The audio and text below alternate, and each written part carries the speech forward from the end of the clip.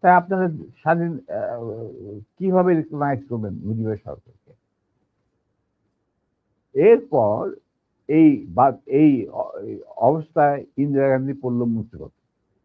তো ওয়াজ মুজিব সরকার। তখন তা ইন্ডিয়ান সরকার ডিসাইড করলো যে ঠিক আছে, আমাদের সোলজার আমরা ফেরত নিয়ে আসবো, তার পরিবর্তে আমরা জাতীয় রক্ষী বাহিনী বানিয়ে, তাই করা হলো।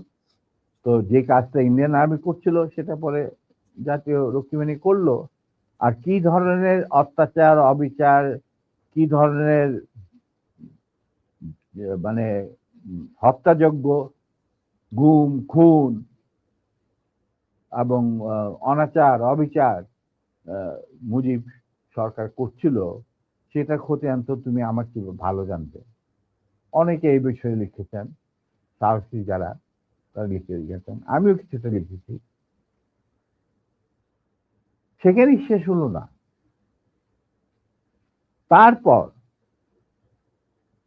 দেখা গেল যে সেই সুতিগার থেকে মুজিব কায়েম করলেন একদলীয় এক ন্যায়কত্ব স্বৈরাচার শাসন বাকশাল, এবং নিজেকে তিনি আজীবন রাষ্ট্রপতি হিসেবে ঘোষণা দেবেন সিদ্ধান্ত না হলো। এই বাকশালের মেম্বার সবাই, সেই বাকশাল করার পর মুজিবের শক্তি বেড়ে গেল, তার নিষ্ঠুরতা এমন অসহনীয় পর্যায়ে চলে গেল, ইলিয়াস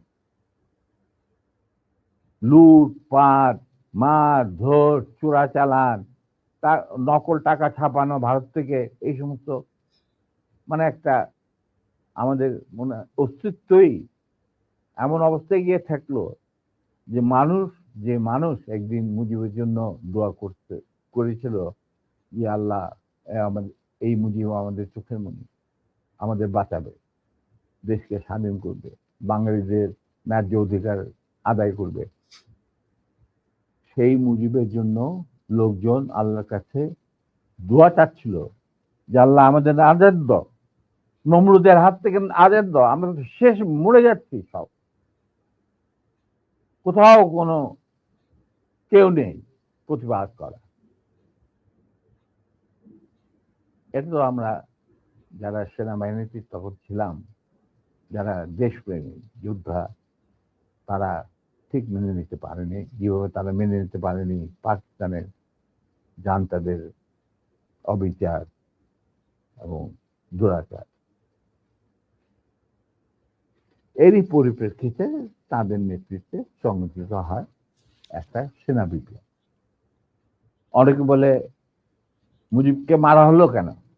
মুজিব তো মারা যায় নাই, মুজিব নিহত হয়েছে একটা সেনা অভ্যুত্থানের ঘটাকালে।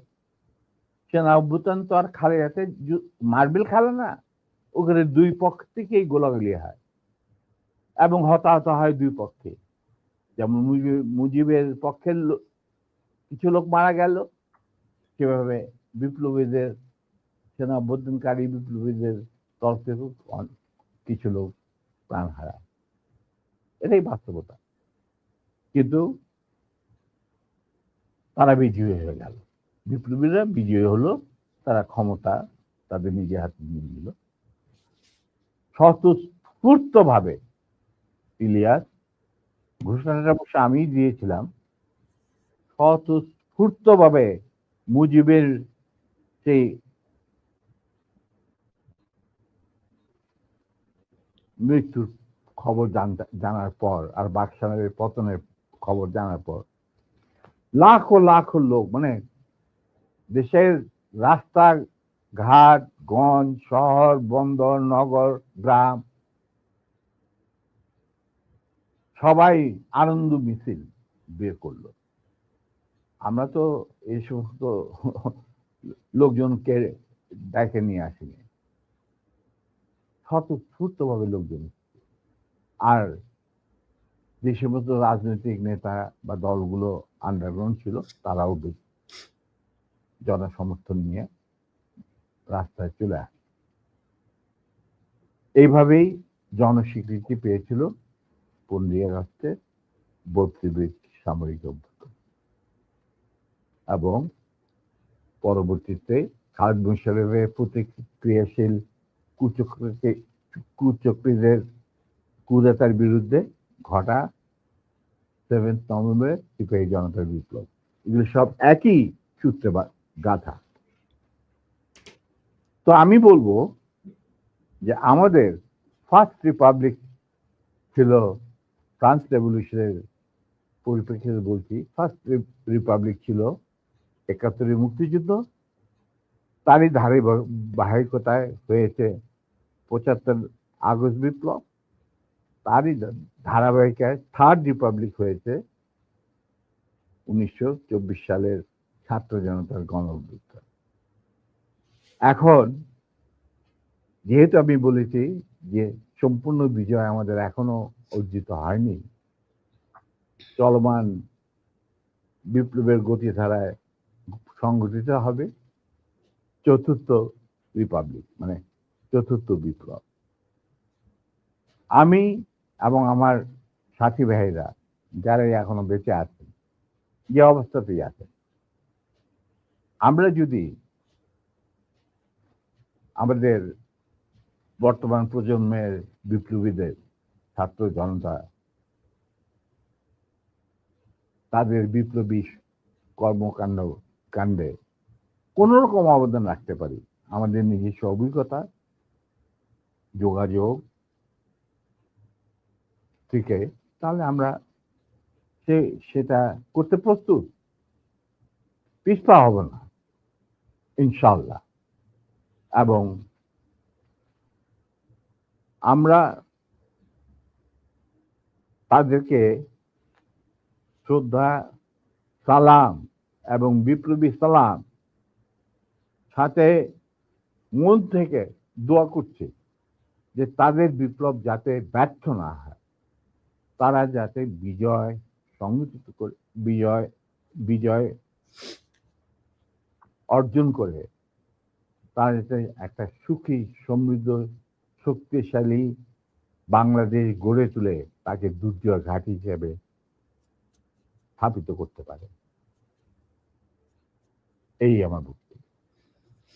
আচ্ছা, আমার চাওয়ার কিছু নাই স্যার। কিন্তু একটা কোশ্চেন, ধরেন আপনি যে বিপ্লবের কথা বললেন, ধরেন 24-এর বিপ্লবের যারা নেতৃত্ব দিয়েছে তারাও আমার এখানে কথা বলেছেন। আপনার লাইভে এই মুহূর্তে 4.5 লাখ মানুষ দেখছে, এবং আমি কমেন্টগুলো পড়ছিলাম, আমি বোঝার চেষ্টা করছিলাম যে আসলে কি। আমার মনে হয় এ পর্যন্ত কয়েক লাখ কমেন্টের মধ্যে বোধহয় 10টা কমেন্ট পড়েছে আপনাকে গালি দিয়েছে বা আমাকে গালি দিয়েছে।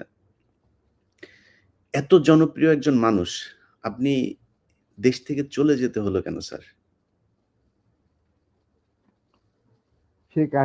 সেই কাহিনীতে এই মুহূর্তে যাওয়া ঠিক হবে কি? মাফ করে দিয়েছি। জিয়া রহমান আমাদেরই একজন ছিলেন। আচ্ছা, to be frank with you, উনি কোরআন শপথ নিয়ে আমাদের সাথে কাজ করতে রাজি ছিলেন, কিন্তু পরবর্তী পর্যায়ে তিনি তার নিয়ত থেকে সরে আসেন। তার জন্য তো আমরা দায়ী নয়, উনি দায়ী। এবং যদি ভালো করে থাকেন সেটা প্রাপ্য তিনি হয়তো পেয়েছেন, যদি খারাপ করে থাকেন সেটা আমাদের সাথে না চলায় যদি তার কিছু খারাপ হয়ে থাকে, তার জন্য তো আমরা দায়ী নই। তবে হ্যাঁ, একটা সময়ে আমি যখন চীনে ছিলাম রাষ্ট্রদূতাবাসে,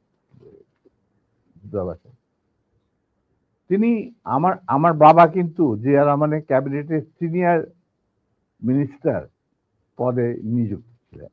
কারণ আমার বাবা মনে করতেন যে আমরা আর জিয়া রহমান সব এক, কিন্তু উনি ভেতরে খবর জানতেন না।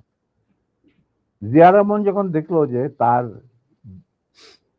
তিনি সেনা পরিষদের প্রায় 4000